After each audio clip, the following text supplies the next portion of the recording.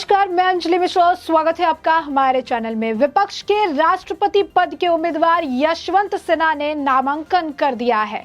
इस मौके पर कांग्रेस के नेता राहुल गांधी और एनसीपी के लीडर जो है शरद पवार मौके पर मौजूद रहे। कई सारे और विपक्षी नेता भी मौके में मौजूद रहे, लेकिन कोई नहीं मौजूद रहा तो वो खुद पश्चिम बंगाल की मुख्यमंत्री ममता बनर्जी थी, जिनकी पार्टी के सदस्य यशवंत सिन्हा और जिन्होंने यशवंत सिन्हा को विपक्ष का उम्मीदवार बनाने की मुहिम की थी।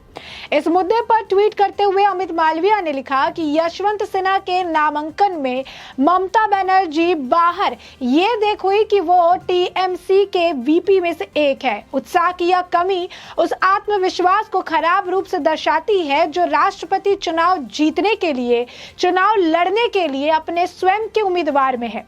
इस तरह सोनिया के केसीआर और आम आदमी पार्टी ने भी दूरी बनाए रखी।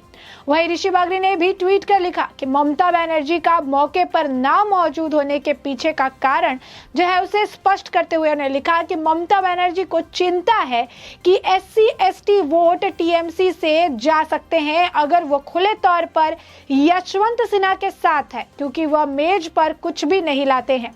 वह मुर्मू के विरोधी नहीं दिखना चाहती हैं। वहीं दूसरी तरफ आपको बता दें कि नामांकन दाखिल करने के बाद यशवंत सिन्हा का भी बयान आया। उन्होंने भी कहा, मैं उन सभी विपक्षी दलों का शुक्रगुजार हूं जिन्होंने एक साथ आकर मुझे अपना उम्मीदवार चुना।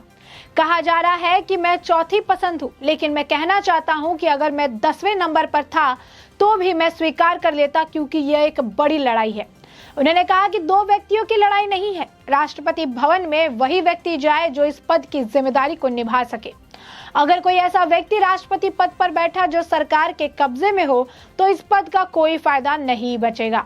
यशवंत सिन्हा ने आगे कहा कि राष्ट्रपति केवल रबर स्टाम्प बनकर रह गए हैं। उन्होंने कहा कि जब मैं संसद में था तब विपक्ष में होते हुए भी वित्त मंत्रालय की स्टैंडिंग कमेटी में था।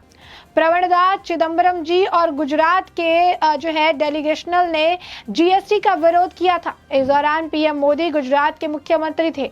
आज पार्लियामेंट को पंगु कर दिया गया है। वहीं सेंट्रल विस्टा प्रोजेक्ट पर उन्होंने कहा कि नई बिल्डिंग बनने से पार्लियामेंट नई जान नहीं आएगी, उनकी गरिमा नहीं बढ़ेगी। उन्होंने कहा कि मैं पूरी तरह से आश्वस्त हूँ कि हम ही जीतेंगे, क्योंकि हम सच के साथ हैं। हम किसी गलत कदम का सहारा नहीं ले रहे हैं। इसके अलावा नोटबंदी पर बात करते हुए सिन्हा ने कहा कि 2016 में नोटबंदी हुई, आज कहीं चर्चा होती है। आज तो आरबीआई ने डाटा देना ही बंद कर दिया है। मुझे जानकारी नहीं है कितना काला धन वापस आ गया। उन्होंने नोटबंदी को इतिहास का सबसे बड़ा स्कैम भी बताया। यशवंत सिन्हा ने बताया कि वो 28 जून को अपने अभियान की शुरुआत करेंगे। उनका अभियान तमिलनाडु के चेन्नई से शुरू होने की संभावना है। वो पहले दक्षिण के राज्यों से समर्थन मांगेंगे, उसके बाद ही उत्तर के राज्यों में आएंगे। बता दें कि एनडीए के राष्ट्रपति पद की उम्मीदवारी द्रौपदी मुर्मू ने 24 जून को चुनाव के लिए अपना नामांकन दाखिल किया था। भारत के राष्ट्रपति पद के लिए चुनाव 18 जुलाई को होना है। अब चुनाव को लेकर चल रही सियासी हलचल को लेकर चर्चा कर लेते हैं। साथ ही यशवंत सिन्हा की पत्नी का बयान भी हम आपको बताएंगे कि आखिर यशवंत सिन्हा की पत्नी को क्या लगता है कि यशवंत सिन्हा एक सही कैंडिडेट है या नहीं। बता दें कि मौजूदा गुणागणित के लिहाजा से राष्ट्रपति चुनाव में द्रौपदी मुर्मू की जीत पक्की मानी जा रही है। विपक्ष के उम्मीदवार यशवंत सिन्हा उनको चुनौती देने की पूरी कोशिश कर रहे हैं। ये सहयोग ही है कि दोनों का झारखंड कनेक्शन है। द्रौपदी मुर्मू राज्यपाल रह चुकी हैं, तो यशवंत सिन्हा का राजनीतिक करियर झारखंड में ही रहा, मगर दोनों का फैमिली बैकग्राउंड अलग अलग है। आइडेंटिटी पॉलिटिक्स के जमाने में यशवंत सिन्हा पर द्रौपदी मुर्मू भारी पड़ती दिख रही है। यशवंत सिन्हा की पत्नी नीलिमा सिन्हा को भी अपने पति की जीत पर भरोसा नहीं है। यशवंत सिन्हा पहचान की राजनीति में पिछड़ते दिख रहे हैं। यशवंत सिन्हा की जीत पर उनकी पत्नी नीलिमा सिन्हा को भी भरोसा नहीं है। उन्होंने मीडिया से कहा कि मेरे पति को राष्ट्रपति उम्मीदवार बनाए जाने की खुशी तो है, लेकिन मुश्किल भी है। उन्होंने कहा कि मेरे पति साफ बोलने वाले लोगों में से हैं। उन्हें जो ठीक लगता है वे वही करते हैं। उनका कैरेक्टर मजबूत है, उनके पास उनका आत्मविश्वास है। वो गलत कामों को भी बर्दाश्त नहीं करते हैं। अपने पति की जीत पर नीलिमा सिन्हा ने कहा कि उम्मीद तो कोई खास नहीं है, क्योंकि जानते हैं कि मेजॉरिटी तो बीजेपी के साथ है। कैंडिडेट भी उन्होंने बहुत अच्छा चुना है, इसीलिए मुझे कुछ खास उम्मीद नहीं है। लेकिन खैर फिर भी देखते हैं क्या होता है। अपनी पत्नी की रिएक्शन पर यशवंत सिन्हा ने कहा कि हमारे परिवार में हर कोई स्वतंत्र मिजाज का है और अपने हिसाब से काम करते हैं, जिसकी आज सबसे ज्यादा जरूरत है। ऐसी बात नहीं है कि यशवंत सिन्हा ने रिजल्ट को लेकर मंथन नहीं किया होगा। उनको भी इस बात का पूरा एहसास होगा कि लड़ाई टफ है और हार भी पक्की दिख रही है, मगर वो मैदान से हटने के मूड में बिल्कुल नहीं है।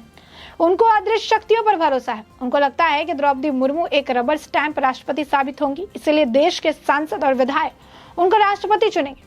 खेला होने की भी यशवंत सिन्हा को पूरी उम्मीद है, मतलब क्रॉस वोटिंग के भरोसे खुद को जीत का ढाढ़स दे रहे हैं। बता दें कि पहचान की राजनीति को राष्ट्रपति के तौर पर द्रौपदी मुर्मू की जीत धार देगी। काफी लंबे समय से बीजेपी इस पर होमवर्क कर रही है। नरेंद्र मोदी और अमित शाह की जोड़ी वाली बीजेपी ऐसी आइडेंटिटी पॉलिटिक्स को खास तवज्जो दे रही है।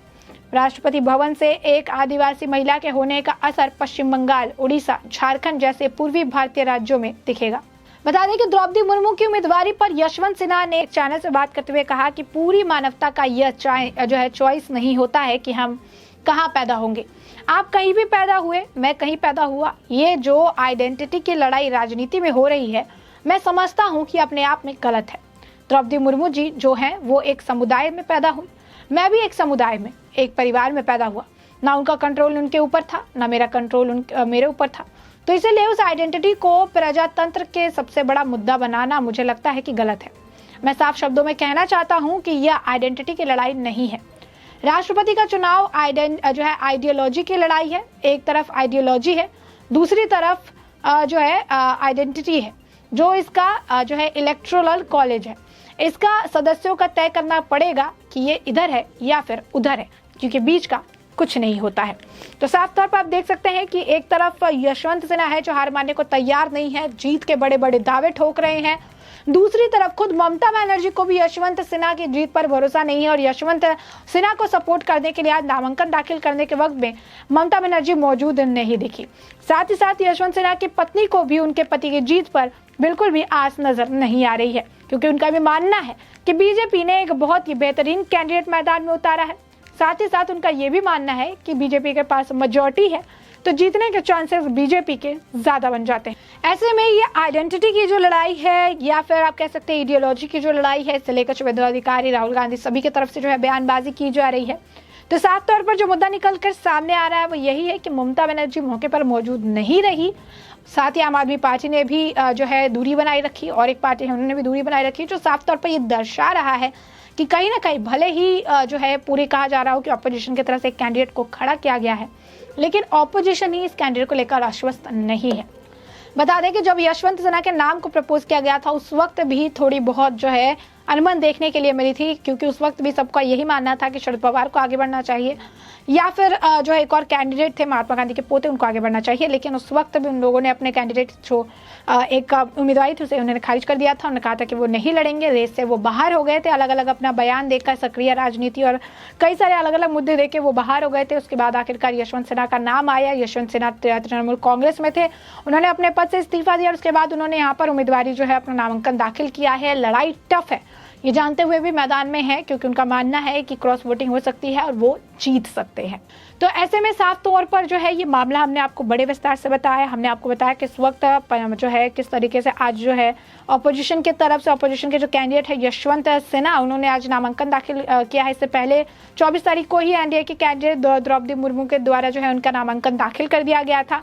अब यहाँ पर ममता बनर्जी मौजूद नहीं रही, जबकि द्रौपदी मुर्मू ने जब नामांकन दाखिल किया था तो एनडीए का पूरा परिवार वहां नजर आया था। खुद प्रधानमंत्री नरेंद्र मोदी, गृह मंत्री अमित शाह, राजनाथ सिंह समेत जितने भी बीजेपी शासित प्रदेश है उनके प्रधानमंत्री, उनके जो मुख्यमंत्री है वो सभी मौके पर मौजूद रहे। तो यहाँ पर आलम कुछ ऐसा है कि विपक्ष भी अब इतना ज्यादा उम्मीद नहीं जता रही है। खुद की पत्नी भी उन पर उम्मीद उनका नहीं। अब आने वाले वक्त में ही पता चलेगा कि क्या कुछ इससे हो सकता।